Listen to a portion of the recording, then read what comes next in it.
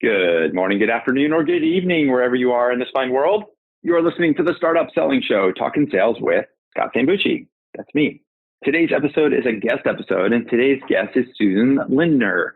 Susan is a master storyteller, and she is also the founder and CEO of Emerging Media PR. So storytelling, let's talk about that for a minute, why we're having Susan on the program here. So when you think about the sale of your product and your service, so many times, for good reason, we typically default into what the product does, what problems does it solve, how do we get a deal through the sales pipeline. It's very tactical and it's very product oriented.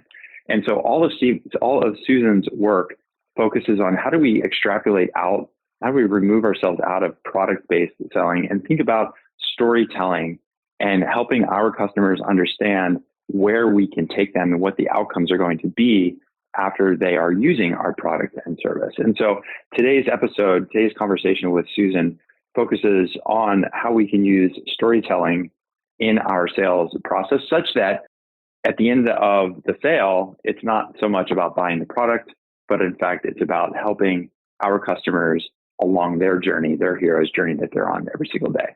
And so a couple things to listen for as we get into my conversation with Susan. So first of all, you'll notice at the beginning of the recording, at the beginning of the episode, Susan and I alluded to having to do a retake. And so the first time around, we had a conversation and recorded an episode. We just had some audio problems that just could not be fixed despite our best audio engineering. So we had to do a take two. And it turns out, I'm actually pretty stoked that we did a take two because I think this one was even better than the first one. So just a couple things to listen for. First of all, Susan dives deep into her experience as an epidemiologist. So she spent a couple of years in Thailand in the late 90s, and her job in Thailand was trying to figure out how to get red light district prostitution brothels to use condoms. Now, if you don't think there's a sale there, and you don't think there's a means for storytelling there, then you definitely need to listen to this episode because there are so many parallels with her work, and that really was the genesis of the work that she does now as a storyteller, because getting somebody to use a condom in the late 90s to protect against HIV in Thailand was not an easy sale. And so you definitely want to listen for that story. Secondly, we talked about the importance of thinking of our customers on their own journey, their own hero's journey. And with them as the center of their own personal journey, they also have their own belief systems. They have their own myths that they subscribe to each and every day. And it's our job to understand what those myths and beliefs are so that we can it helps us to empathize and really understand where they are and what they need in order to get to the places that they want to go. Later on, we talked about a 4-step process for creating and crafting a story behind your product, behind your company, and behind your entire movement as an organization. And so we talked a lot about the importance of taking a stand and creating in a sense, a bit of a not a bit, but almost thinking of creating a manifesto that says, hey, our company, we started this company because we believe this. It's our intention to get that. And really creating a platform around who your company is and what your product does, not just from a implementation standpoint. Oh, we have these clicks or these buttons are blue or we have those integrations, but what does it do in terms of getting your customers to the outcome that they want? And why did you start your company? She referenced the 36 million download talk from Simon Sinek, for example, start with why. So we dove deep into that part of storytelling and coming up with the we believe statement and posing outcomes aspirationally as you're talking with your customers. And then finally, we talked about a 4-step process for really getting tactical to create a storytelling environment so that you can empathize and really connect with your target customers. And then finally, we wrapped up with 4 questions that you should ask of every customer. So after you've got a customer on board and after they've been using your product for a couple of weeks or a couple of months, what are the 4 questions that you should ask that customer to help inform your story, to help inform your future customers about why they should be using your product? And again, it's not about the integrations. It's not about the buttons being blue. It's because of the transformation that you've helped them achieve as a result of using your product and partnering with your company. So I think you're really going to like this conversation I just had with Susan, and we're going to head over there in just a second. One thing I want to do is do a quick mention of my new book that I'm super excited about. I've mentioned this in a couple of previous episodes, And the book that I've just written and published is called Stop Hustling, Start Scaling. Stop Hustling, Start Scaling. And the focus of the book is helping B2B startups understand exactly the core steps that need to be taken for every single company to build a repeatable, scalable sales process. So it's a book that took me a couple of years to write.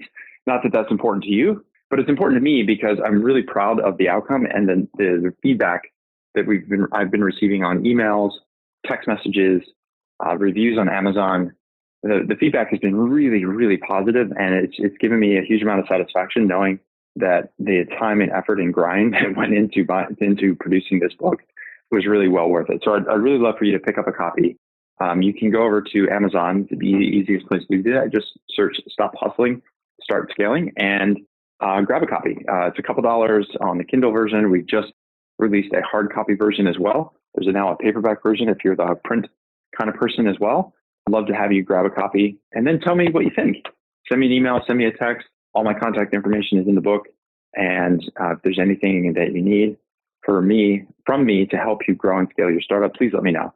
Our mission, our story, the thing that we stand for here with Sales Qualia is that, I believe that too many great companies, great founders, and great products fail simply because they didn't figure out how to sell their product. And that's why I started Sales Qualia. And so the mission of our company is to help 100 B2B startups reach $10 million in annual recurring revenue over the next 10 years.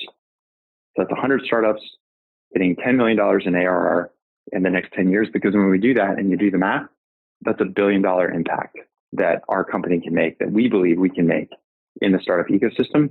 And if we can help those companies make that kind of impact, then those companies are going to be making much larger impact with all of their customers and all of their markets.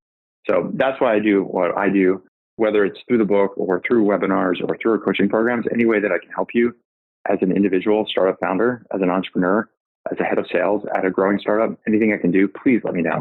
So send me an email, Scott@salesqualia, salesqualia, QUALIA.com. And if you just want to have a quick chat, brainstorm some ideas for your startup, send me a note and we'll get that set up. Okay, so that's it for now. Let's head over to my conversation with Susan Lindner. How are you? How's it going? I'm doing awesome. I'm fantastic. I am in a soundproof, waterproof booth that will have bomb-proof. That's right. I'm a prepper at this point, just for podcasts. I appreciate it. It's like I'm always like, I obviously am very conscious of your time, and I was just like, I can't believe that the audio editor is telling me this right now. So I really appreciate you making the time to do this again. This is great. I just want to be as helpful as possible, and I hope I can be as spontaneous and fun as it was the last time, because I really did have a great time talking to you. No, I did too. And I was looking at my notes and I thought, well, if I look at my notes, am I going to try to recreate the conversation we had, or should we just run at this again? Because every time I talk to you, I learn something anyway. So it doesn't really matter to me. And I know that the people listening are they're going to learn a lot, regardless of the topics that we talk about. So they don't know what we talked about the first time around. And so we can just dive in and have some fun. Well, like, hey, they missed it. Sorry.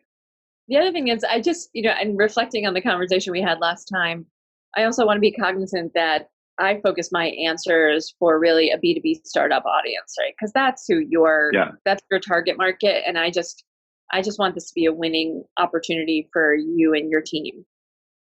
Well, I appreciate that very much. So, well, look, why don't we just dive in and do this? What do you think? Yeah. So with me, people don't know this, but they kind of know this now because I've done an introduction a second time around, but the first time you're hearing it is Susan Lindner. And what I'd love for you to do, Susan, is just when somebody asks you, what do you do? How do you answer that question? I do me. No, I'm kidding. You do you. That is for sure. The only one who can do it. So I am an innovation communicator. And that means that I help innovators really communicate the value of what their innovation brings to the market, to their employees, and to the world. And it's really imperative that people who are thinking about bringing something new into the world know how to express that to its fullest extent. And I think too often great innovators stop at just expressing the coolness, the uniqueness, the value of the innovation, as opposed to how it changes people's lives and most importantly, their customers' lives. So that's where I spend my time, is being an innovation communicator, helping innovators communicate better. Yeah, and this is exactly the reason why I wanted to have you on the show, because I think I know from my personal experience coaching startups and working with founders, a lot of times it's so easy to get mired in the product, or as you referred to, the innovation. Like, oh, we've got this cool product that does these things. And at the end of the day, the real question is like, okay, so what? And that's getting down to a story and getting down to a message that, as you call it, mastering a message, so that the person on the other side they don't care that the button's blue or red. What they care about is like, what's it going to do for me, and how's it going to impact my life or my company's life or my customer's life. So, how did you? I guess I want to do a little bit of an origin story here. Like, how did you come to this as your primary focus? I mean, because you've obviously got a ton of background. Obviously, in PR, you've been running emerging media now for like 15 years. So, 20. But before that, 20 years now. And along the way, you've also been involved with, international accelerators. I know we're both involved with Innovation Norway. You work with the German accelerator. You work with startup EdTech incubator powered by NYU. So all along the way, it's not just you're doing this PR work, but you're doing it with a focus on helping innovative companies and startups do that. So how did you get to this place where this is your superpower? It's funny because I feel like I have been living in the land of disruption for a really long time. And my career was not actually beginning in tech. It started in HIV. And I began my work in working in brothels as an AIDS educator in northern Thailand back in 1994, where frankly, the only innovation I had was this 10,000-year-old public health toy called the condom. And it was the only thing that I had at my disposal to help prevent the spread of HIV. And I thought to myself, the condom is 10,000 years old. I'm not really looking at a newfangled device that's going to come in and save the day. The only thing I have to change people's minds and to change their behavior is the message. And so for me, communication has been at the heart of behavior change, which is incumbent upon any innovator to make people stop what they're doing now and do it your way. And that requires a message that actually moves people into action. In my case, it was life or death. And so when I came back from Thailand, I worked briefly. My last job before getting into tech was at the Centers for Disease Control doing AIDS research as an epidemiologist. And that was really trying to help people share information that would unlock the keys to shifting the focus around HIV and helping people get them the medicine and information that they needed. So that background of coming from a place of urgency and expediency was no surprise to me then when I started working with startups in the first Internet 1.0.com boom. Every venture capitalist, every entrepreneur wanted to get, $30 million in funding in the next 6 months. And every venture capitalist wanted to see that company sold within the next 2 to 3 years. So that same sense of urgency was very clear to me. But what was missing for a lot of these entrepreneurs, once again, was the message. And if we really needed to get people to change their behavior and start taking up this newfangled internet thing, we were going to have to push people to really think about how they were talking and thinking about the internet and begin looking at their lives in a new way. And it became very clear to me again, whether or not the internet was this new thing or this condom was the old thing. We had to change people's behaviors. And the only way to do that was to paint a picture of what life would be like for the customer once they started using it, how life would change. And it wasn't about a slow, steady evolution. It was about massive transformation. If you could be the prophet of bringing transformational change to a company and reassure them that they were ready for it and that good things would happen on the other side of it, you own the market. And so those are the messages we started creating back in 1999. And this is a really different backdrop in terms of thinking about storytelling, right? So you take the behavior of sexual behavior, tens of thousands of years doing things one way, and now all of a sudden we have this innovation that's going to make lives better, presumably assuming different belief systems. What was the story that you had to tell? What's the picture that you had to tell in Thailand? Because I'm insanely curious to hear, how did you change behavior through storytelling? Because in my mind, I'm like, wow, if you can get, people to change that kind of behavior, then some blue suit in a Fortune 500 company, that would be easy to figure out if you can change behavior in Thailand and the use of condoms. So what was the story there? What was the picture that you painted? So imagine yourself in rural Thailand, in a land of rice paddies, where the average monthly income is about $100 if you're a farmer, and where your evening out on a Friday night would be going out to dinner with a group of friends, maybe sitting around together and having a couple beers or a couple of whiskeys. That dinner would cost you roughly $1.50 to $3. If you had drinks, maybe $5.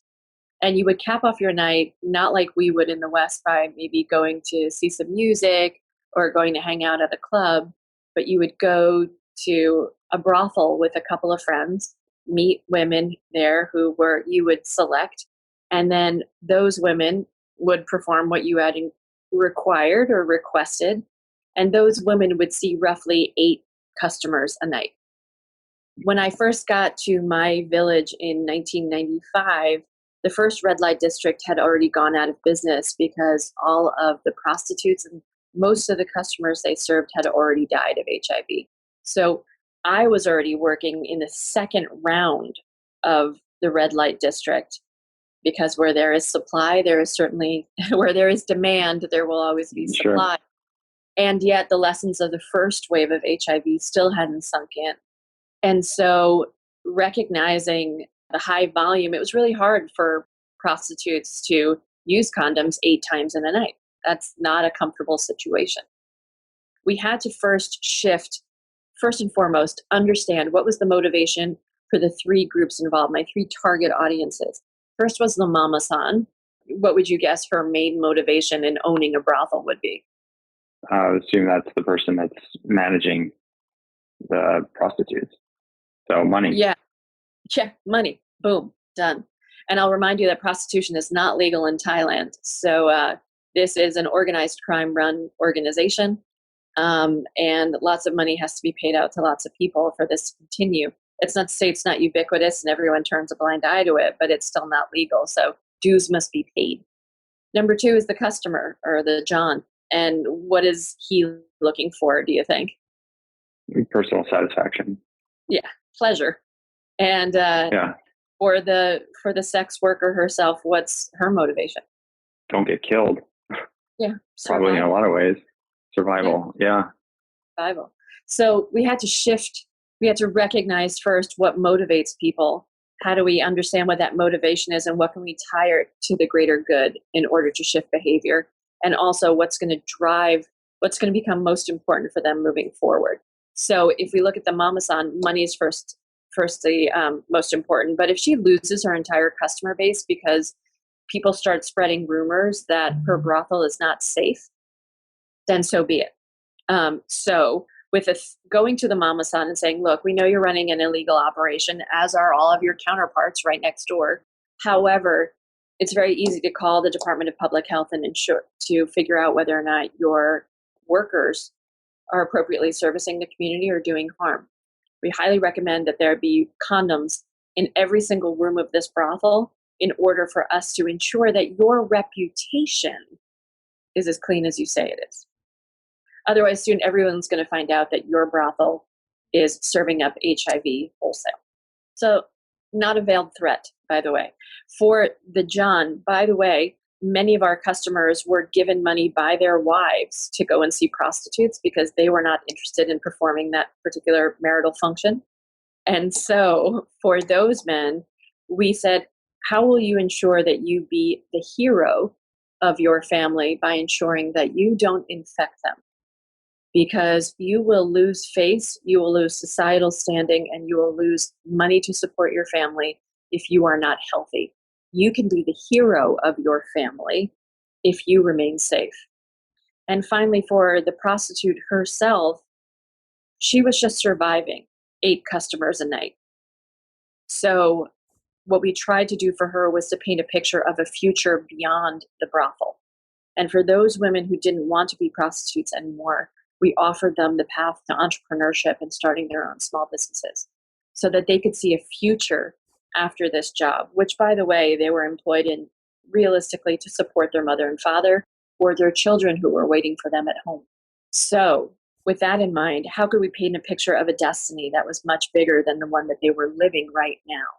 And so all of those were self-interested, all of those were community interested, and all of them had an opportunity for both economic standing, reputational standing, and hope more than anything else. So that's how we shifted the message. And then we put it into action. We made sure that condoms were available. We made sure that resources and education were available, and that we actually gave them the job training and the opportunity to earn money in rural areas that didn't exist. So there was a lot of the economic engine associated with it, as well as societal and reputational benefit.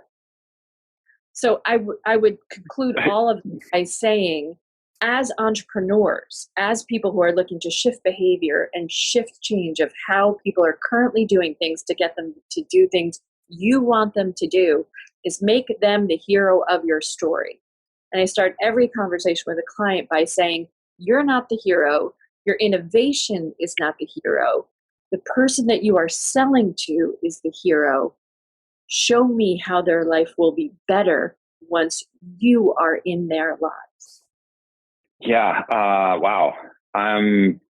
That's a remarkable, memorable story.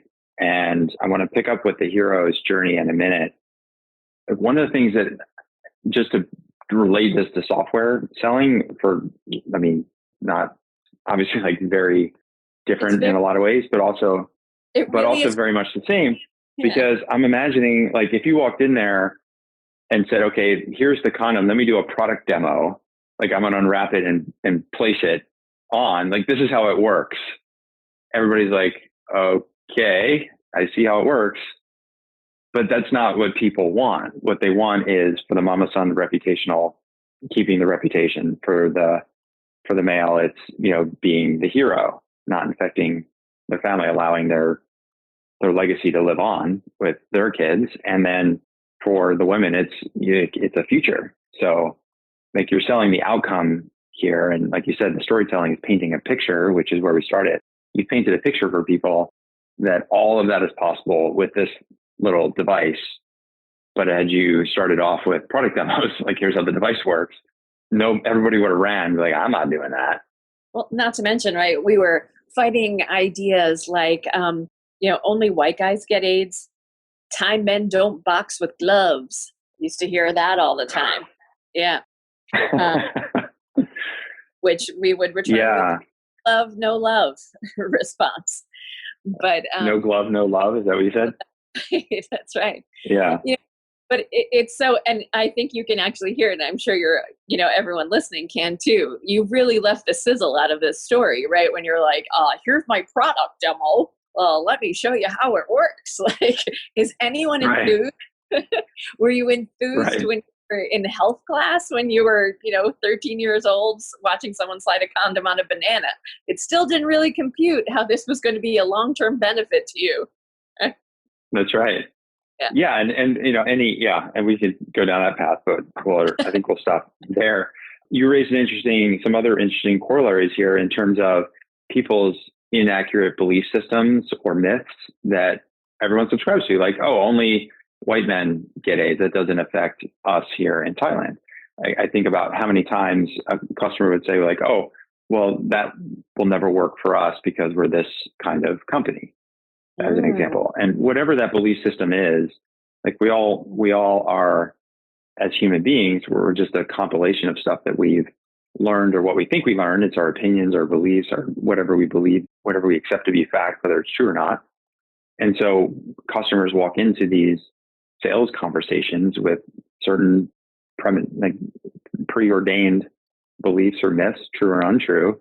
And so not only are we fighting through, do you want to change or not change, but now you've got to like fight through and almost break somebody's belief system on how they think things work here at this company or how things work here in our industry.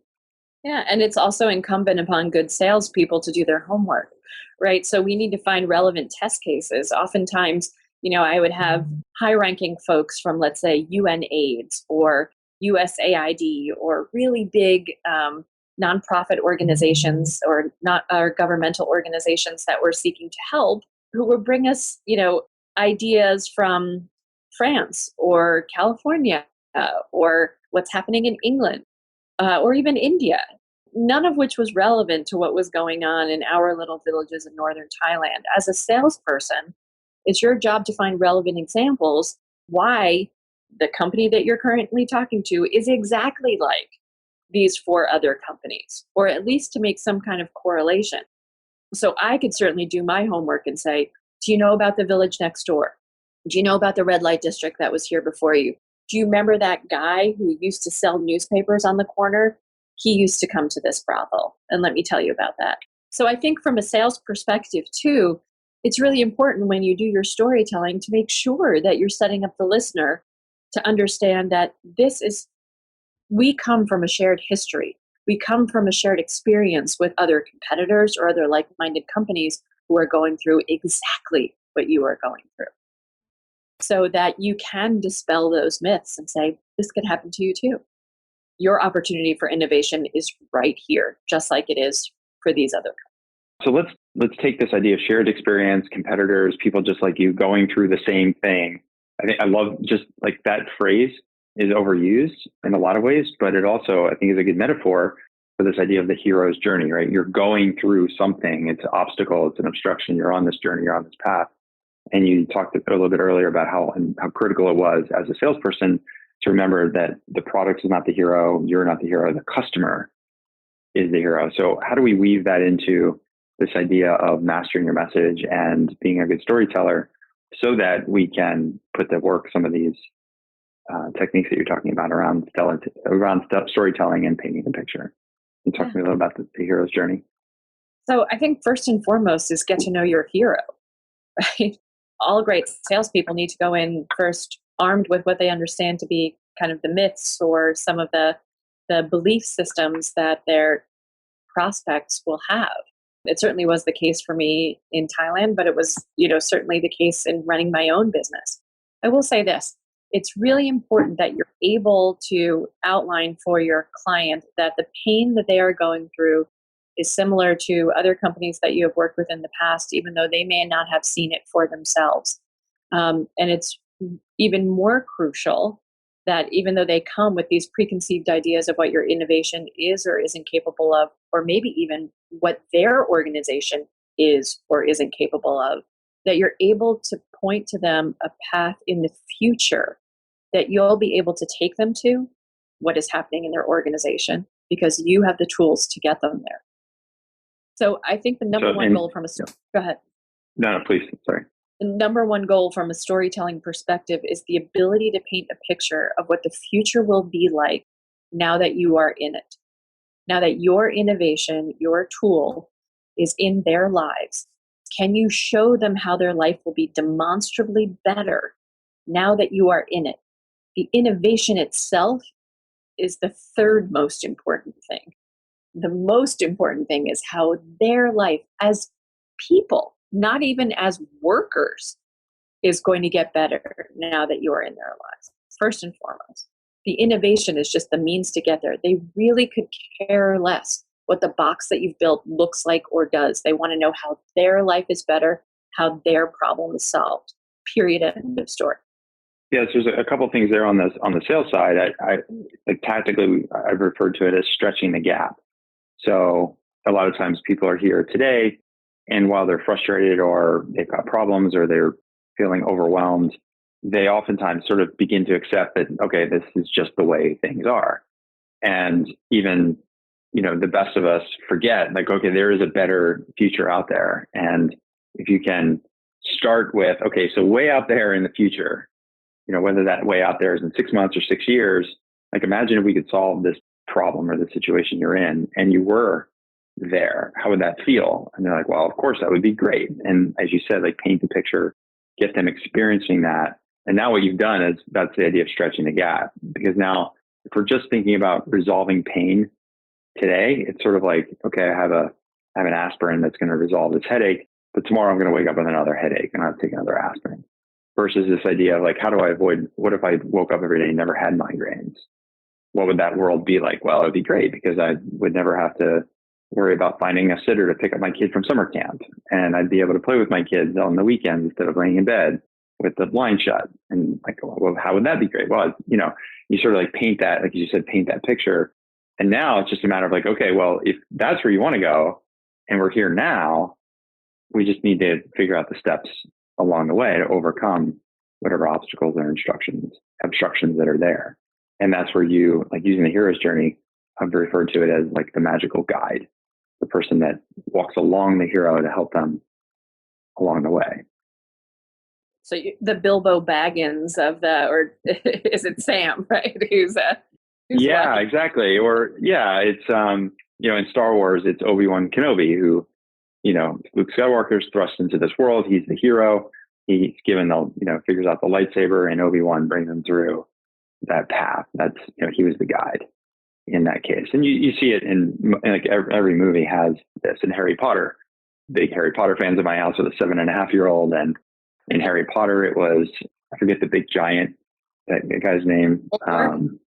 What was it? Not Dumbledore. But Dumbledore is the wizard.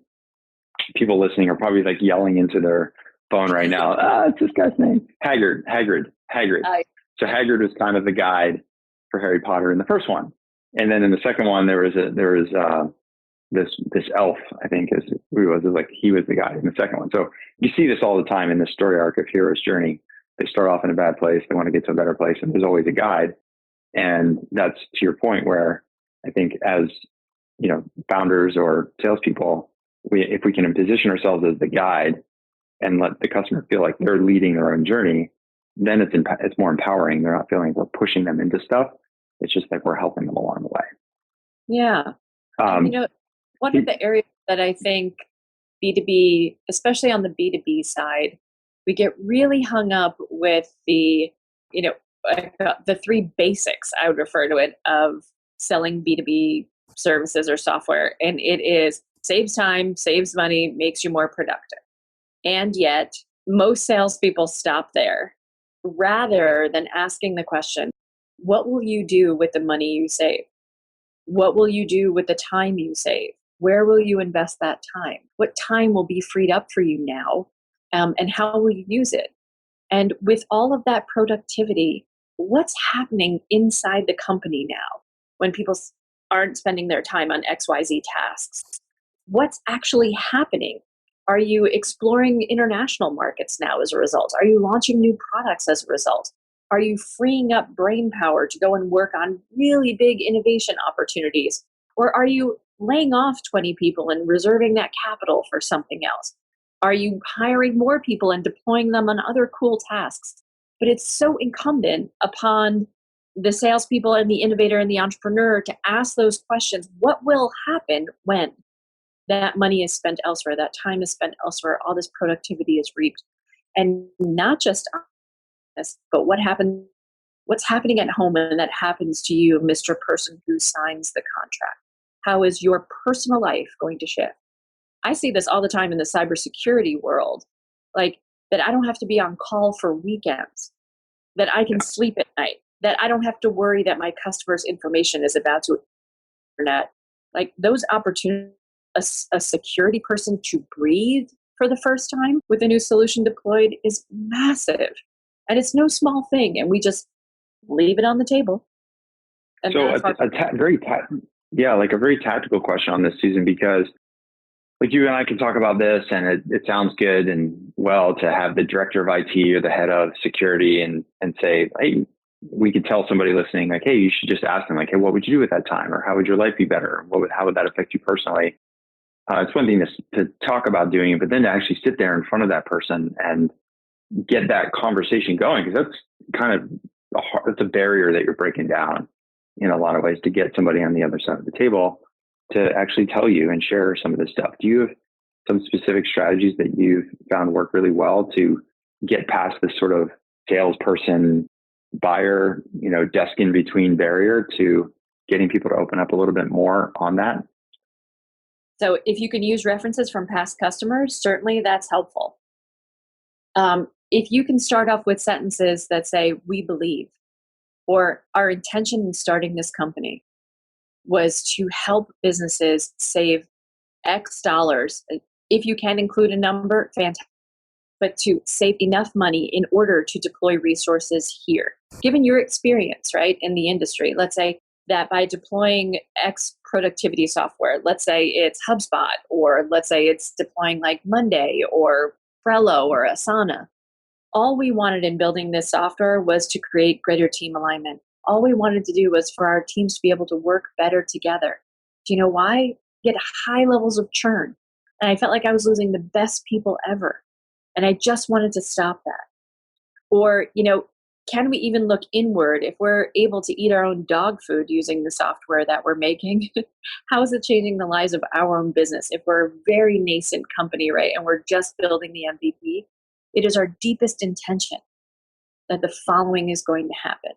It's our belief that great companies, when they have X alleviated from their burden, right, the pressures of money or time or wasted time, that the following will happen. You can pose it aspirationally. Would that be of interest to you, or is that something that you currently suffer with? That's our intention. And so part of that for a lot of young companies is determining their why.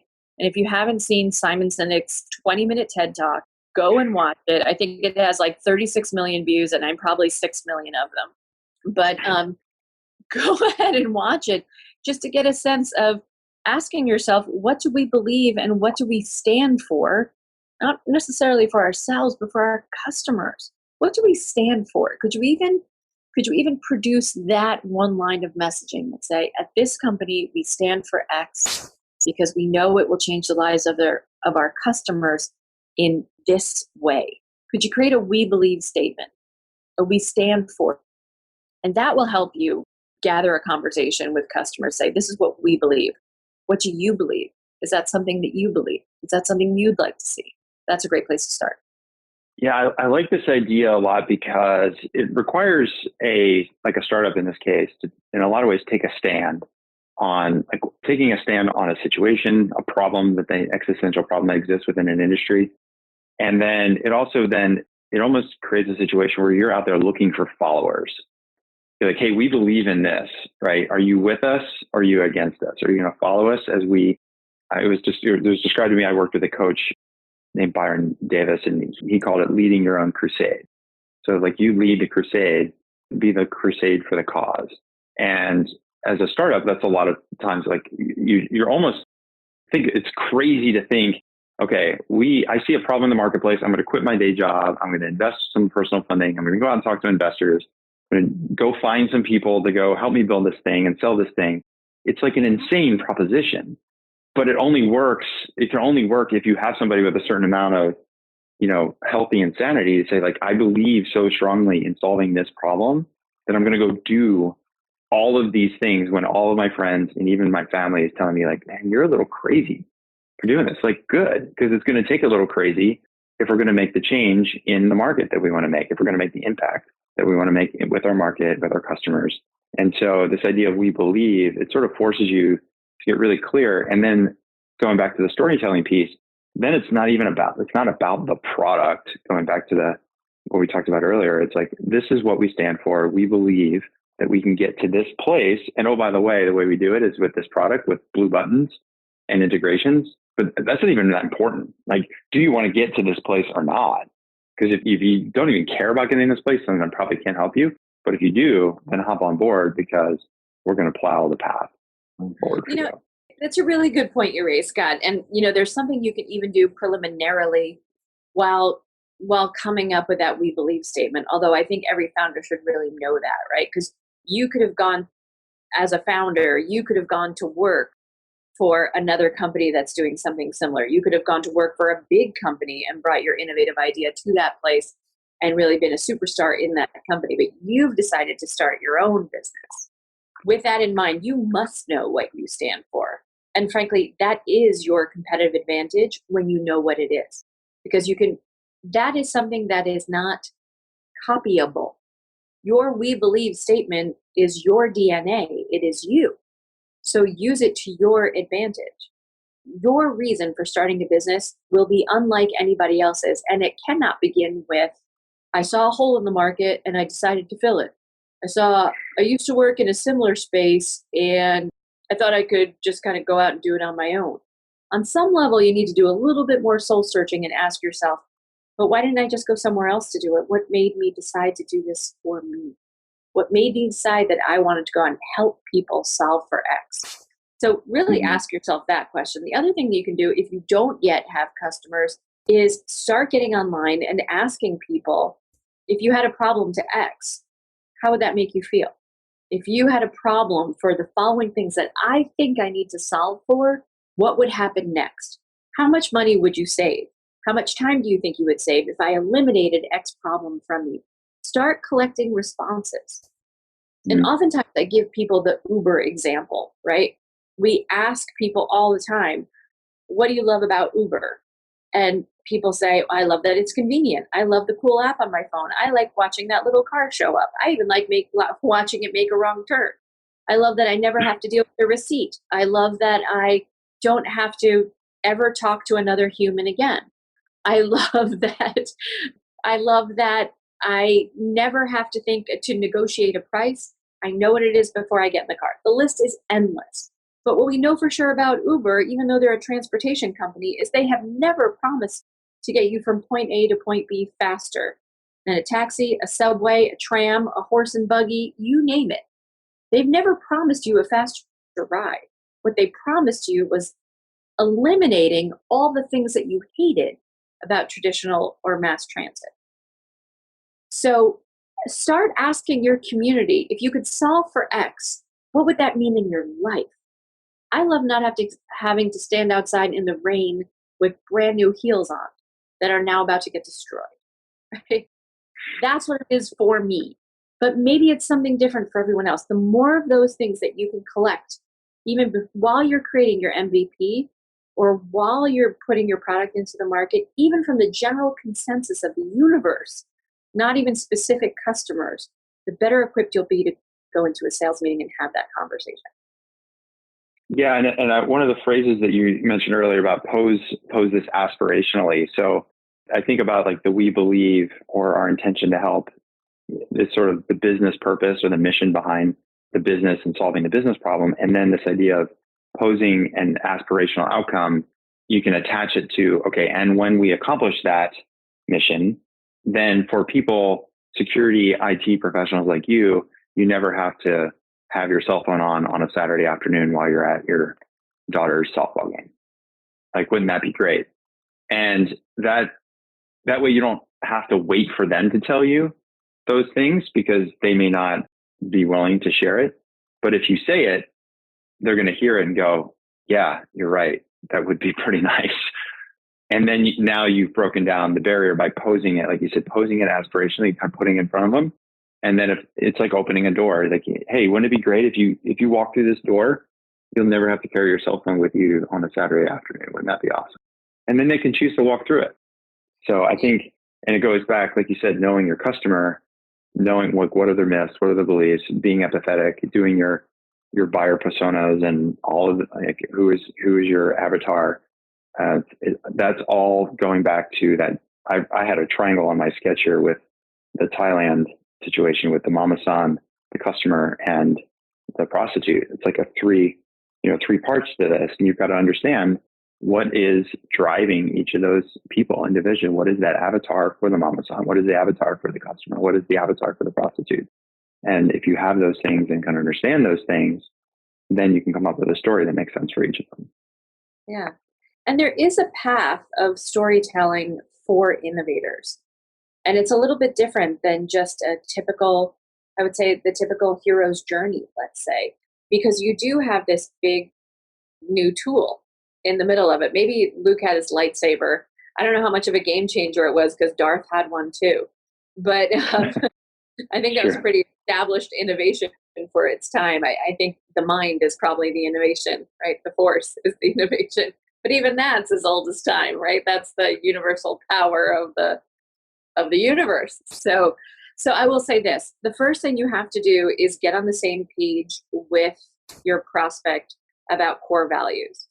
So where can you find the common ground with the prospect, especially when you're about to introduce a new innovation to them? So what are the same things that you believe in? And that's why the belief statements are so important, is because you want to find the connection between you and your prospect, that you believe the same thing. So a couple of things you can believe in. One is the core values. I believe that software should be built in a particular way. I believe in a SaaS model, not a downloadable desktop model. I believe that the future of our space is X.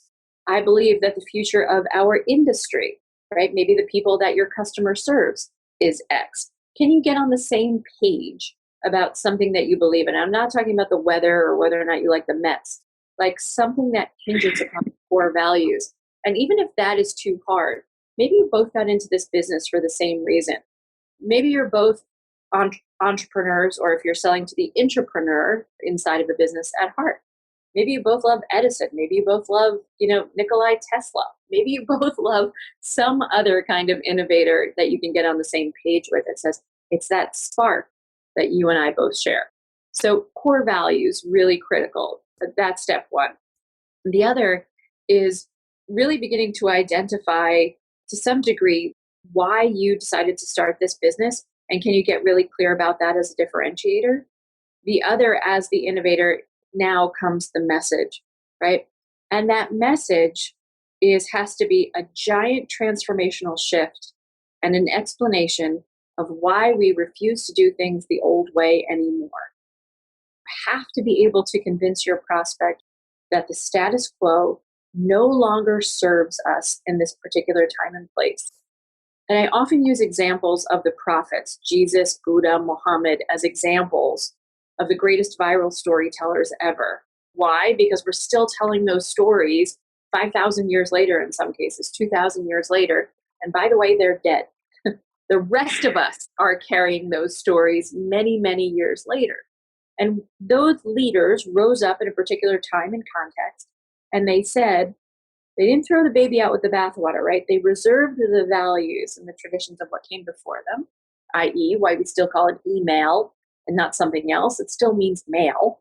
But what we have to say is that we can no longer do things the old-fashioned way anymore. The time, the context has come for a shift, and we are the bringers of the shift. And that shift means we go for an eye for an eye to turn the other cheek. We go from using the library and encyclopedias to using Google. We go from using what was here to our new innovation, and let me tell you why the old way no longer serves you. And the answer to that question is because it will not get you to the promised land that you just described to me you wanted so bad. That time at home with your family, that ability to open new markets in China and develop a product roadmap that you'd always dreamed about, Mr. Customer. You cannot get to the promised land without my innovation. That's when the message comes in.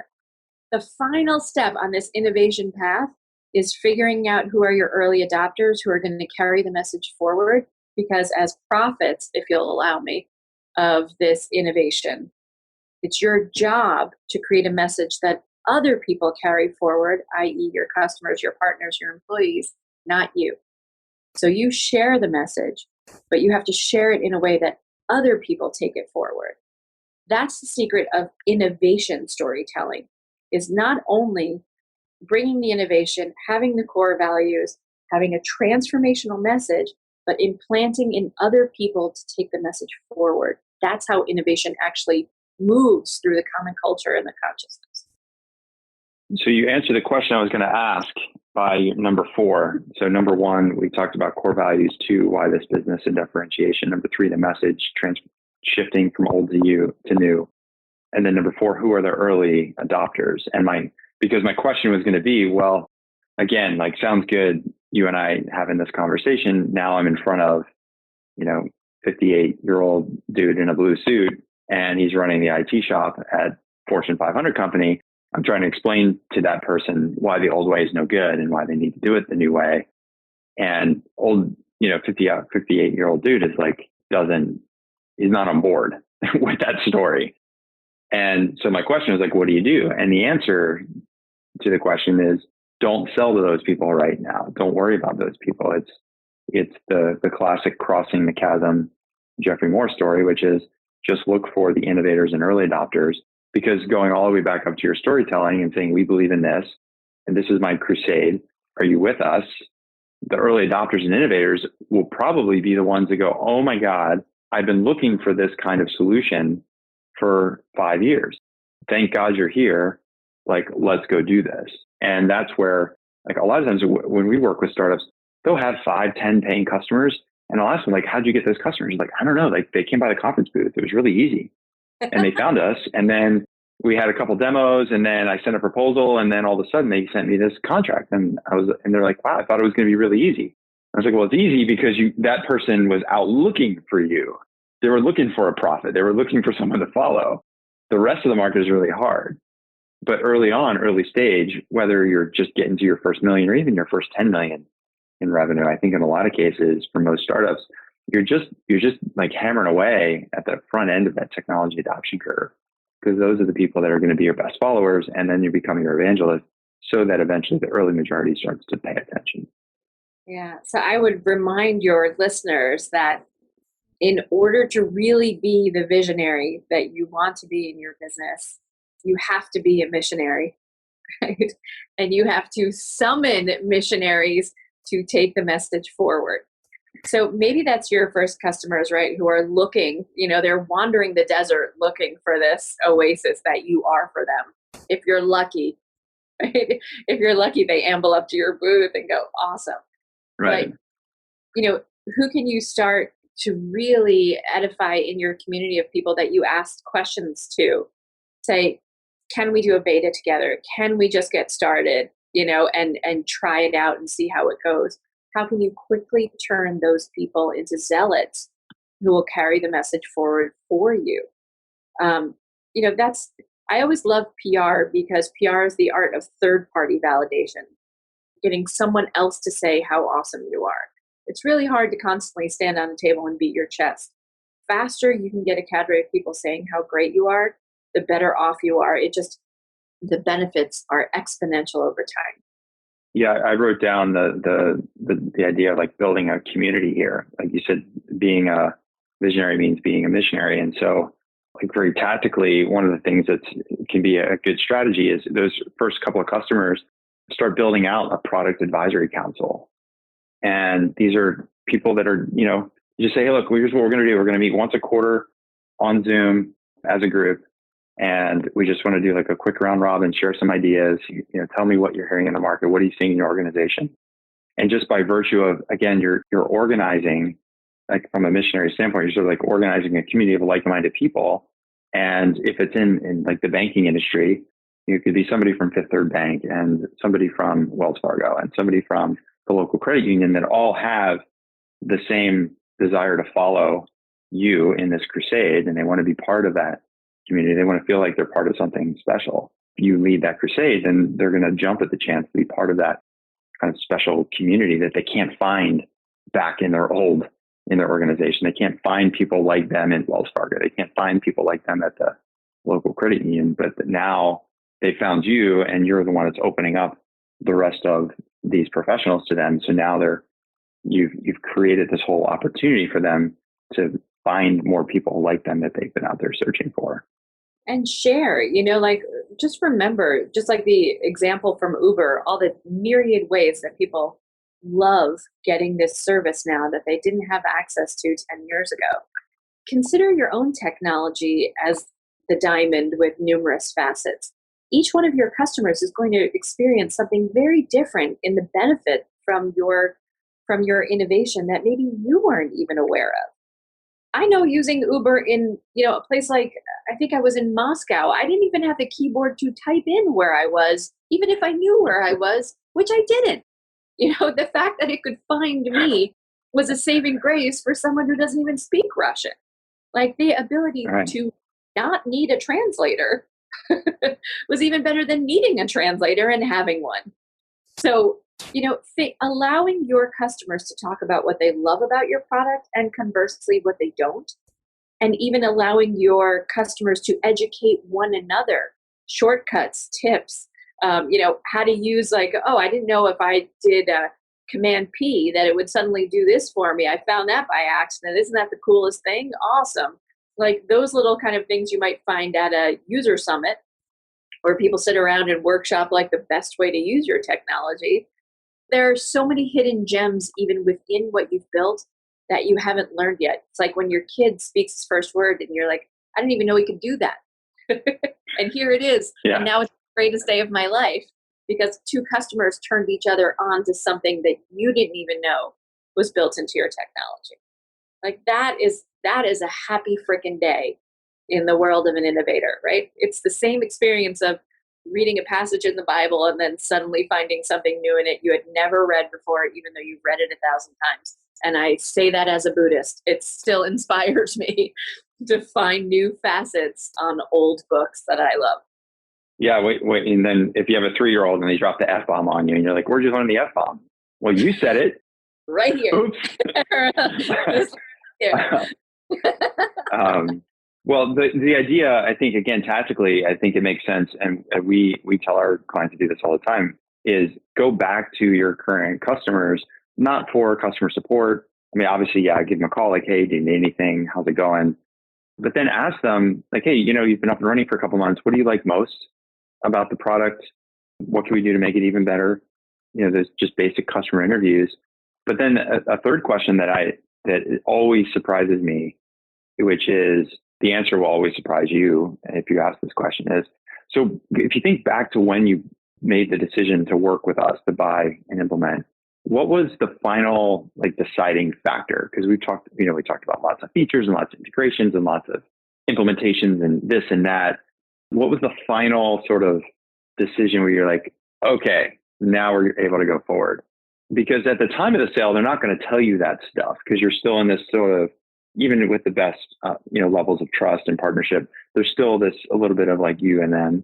But now that you're working together and you go back and you ask them, you're like, well, let me tell you, actually, the real reason that we decided to go forward with you guys is because I saw that you sent me an email on Sunday night to check in on a question that I had. And I realized that you're the only vendor we've ever worked with that would send me an email on a Sunday night. Everybody else, when I send them an email, I don't get an email response back from them until at least till Tuesday. And I thought to myself, if this person is so dedicated to getting this deal that they're willing to send me an email on a Sunday night, then that's the kind of person I want to work with. You're like, whoa, I thought it was because the button was blue. And so asking that question, like ex post after the sale, a couple of months down after you have a good relationship, they'll kind of open up a little bit more. And then that's a huge amount of information and intelligence you can use for your future storytelling, to your point about, hey, I was just talking to a customer just like you. And one of the things they told us more than anything that they loved was our dedication to customer support. Let me tell you a story. Yeah, that's fantastic. So can I add one more to that? Please. So those were 3 awesome questions. The last one I would tack on is, how is your life different now than it was before you hired us? And I really try to encourage salespeople to dig with their customers a little bit deeply about the Oprah Winfrey makeover moment. Like you think about the girl who hasn't cut her hair since high school and is still wearing like her Crystal Gale t-shirt and her mom jeans, and then Oprah does her magic on her and she comes out and she looks like $1 million, right? The transformation, like the actual beauty queen that shows up afterwards, is wonderful, but that's not the thing that gets us excited. What gets us excited is the hope of what will happen to this person now. Will she get a new job? Will she get a new boyfriend? Will she get out and see the world? Will she recognize her own inner beauty, her own opportunity to do whatever she sets her mind to now? Well, the hope, right? The optimism that comes from that moment is the promise that every salesperson is selling. It's what happens in that transformational moment afterwards. Like that person, right? It's like at the time you sign the contract is so filled with opportunity. Like they're pregnant with opportunity. And it's your job now, 6 months down the road, that say, tell us about what happened in the transformation since the makeover. Tell us how your life is better. That's the real marketing gold. And that's when you zoom in and go, can I get a LinkedIn recommendation on that? Can you put or that a testimonial or, yeah. Do you mind if I just type that up for you? But it is your job to summon that forth from the customer in order to get it. And the other thing is, don't lose it, right? That's the thing that has to get spread around the sales team. That's the stuff that has to get talked about in the Monday morning stand-up. You know, when you're blathering through your agile development speak about what's not working on the product roadmap, I go, oh, by the way, I wanted to tell you about the conversation we had with the customer. This is what they said. Mic drop, boom. And it's a hope for everyone else inside the company to remind them that's what they're inspiring every day. That's the potential. That's why you started the business to begin with. It's the transformation moment. So can you keep capturing that over and over and over again? Because that's what every new prospect wants to hear. The makeover moment. I refuse to use sports metaphors. I will use womanly metaphors, including Oprah, wherever possible, Scott. I'm just warning you. Hey, I'm all good. I'm all good with that. Well, look, Susan, this has been awesome. I'm so glad we were able to connect and make this happen. So just as a wrap up, I mean, I know from trying to track you down earlier this spring and in the summer, like you're a global traveler, you're out doing workshops, you're doing speaking, you obviously do your consulting work. So what's the best place for people to find you if they want to learn more about how you can help them with their storytelling? Yes. So if you want to use me for a workshop to come and teach how to do storytelling for your startup or grown-up business, for that matter, I work with lots of Fortune 500 companies. Feel free to check out my website, just susanlindner.com, and that's all the workshops I offer there. If you need help really drafting that message, getting deep into your customer personas and all that good stuff, and figuring out exactly how to write this story, check out emergingmediapr.com, and you can see all the companies finish line. We've helped about 11 companies to get acquired over the last 10 years, and that's what we absolutely positively love doing. And that's emergingmediapr.com, right? That's right.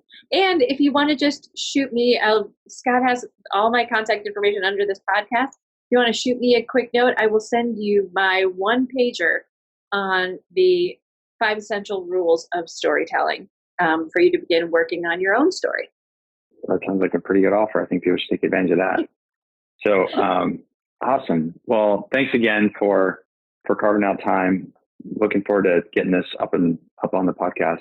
Once we get it loaded, we'll let you know. You can share it with your tribe as well. I learned a ton as always, and I knew this was going to be a great conversation. So thanks so much for sharing your expertise, and we'll have to do it again sometime soon. Absolutely. And I just love the work that you do with startups, and keep on doing great stuff because they need your help. I appreciate that. We're doing what we can. Thanks, Susan. Have a great afternoon. Take care. Bye-bye. Yeah. Bye. All right. That is a wrap. That is my conversation with Susan Lindner. A couple key things that I wrote down that were really memorable. Obviously, the story about introducing condoms to the brothels in Thailand really imprinted upon me the importance of thinking about the outcomes and really understanding and empathizing with every stakeholder that's involved with the purchase and use of the product. I really like her framework about understanding belief systems and creating a belief statement of our own, and then posing aspirational outcomes to our customers to see if they're in fact the kind of person that wants to follow the kind of people that want to follow the crusade that we're creating for our companies in our markets. And then finally, the 4-step process that she talked about in terms of understanding common core values and common ground. Understanding number 2, why is this? How is your business different? What's the differentiator? Number 3, how do you craft that transformational message? And then number 4, identifying your early adopters. Like that 4-step process, I think, is a really sound one that you can start to deploy and think about as you're going out and doing your prospecting, as you're doing your lead qualification, as you're looking at who your best early customers are going to be. They're going to help you by following you and then pontificating and going viral and really becoming missionaries for your product, for your company. So thanks so much for listening. Please do leave a review on iTunes or Apple Podcasts now, as it's called, Spotify, Stitcher, wherever you're listening to this podcast. I would really appreciate it if you could leave a review. Let us know how we're doing, how we can make things even better. And then also tell a friend or 10. If you're digging this content, you've listened this far, it means that you probably really enjoyed the episode and you might even be a repeat listener. So we're seeing the subscriptions go up every month. We're seeing the number of downloads go up every month, and nothing jazzes us more than getting the word out and helping those people just like you, startups, early stage companies, to grow and scale. One of the ways that we can do that is through this podcast and the content that we're sharing. So please do tell a friend or 10. So that's it for now. Thanks for listening to the Startup Selling Show, Talking Sales with Scott Sambucci. We'll do it again soon. See ya.